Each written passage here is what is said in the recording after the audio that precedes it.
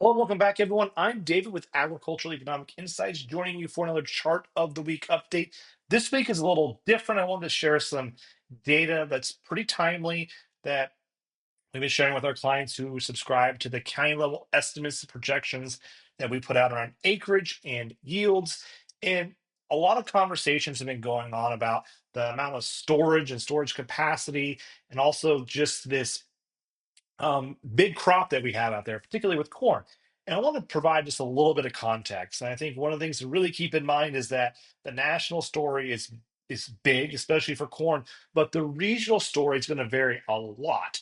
And what you really have to keep in mind is that a lot of acres got put into the Great Plains states, and all the big yields are also the relative yields are a lot stronger out there. And so that's where we're seeing all these bushels coming into production. So right here is what we've looked at is the estimate of harvested corn bushels. This is 2025 minus the previous 5-year average, and each dot is 500,000 bushels.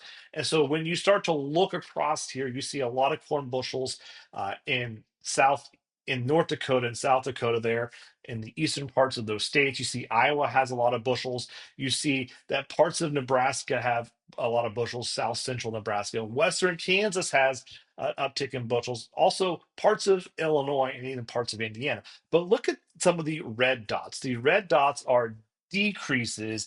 And so we see some parts of the country actually have fewer bushels than that 5-year average. So you start thinking about local grain originators, think about cash basis, you think about transportation challenges that are going to come around moving these bushels and these crops around. This is what this sets the scene up for the 2025 marketing year. Of course, this is going to change as we get better acreage and yield estimates and data, but the overall piece here is that there is a big uh, split here as to where exactly all these bushels are and where are they necessarily aren't. Again, this is 2025 versus that 5-year average. And so there's always some up and down from that average. But this gives you an idea of where these bushels are showing up.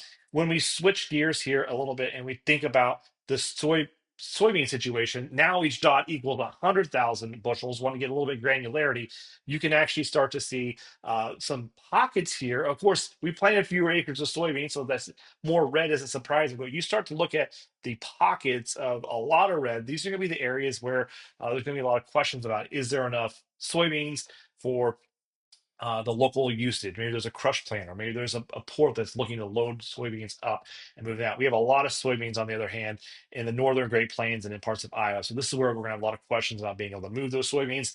Switching gears to the last slide I have for you all today is looking at that storage question. So you add up corn bushels plus soybean bushels, and you look at 2025 harvest of total bushels, and you subtract out that 5-year average. You can see here where all those bushels are piling up. Not surprising, it's very similar to that corn map. Corn, of course, is a huge driving factor in that conversation. But again, this gives you an idea of where we're going to need to be moving a lot of bushels, and where maybe out of, and maybe where some of these areas where they're going to be looking for additional bushels to bring in.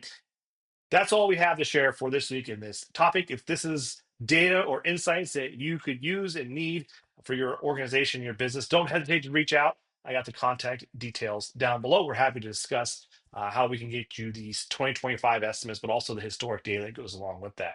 That's all we have for this week. Until next time, stay curious.